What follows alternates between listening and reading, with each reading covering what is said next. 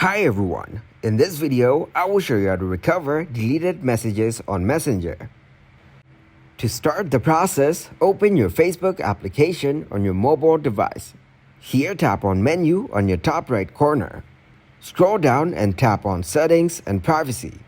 Here tap on Settings. Then scroll down and tap on Download your information. Now tap on Request a download. Here tap on Next. Then tap on Select Types of Information.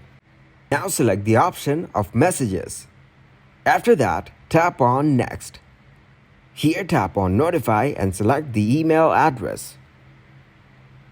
Then tap on Format. Select the option of HTML. Then tap on Media Quality and select High from here. Now tap on Date Range and select the date range from here. After that, tap on Submit Request. As you can see, our information is being prepared for download. They'll let us know when it's ready. If you guys got some value, make sure to leave a like and subscribe to the channel. Until next time, goodbye.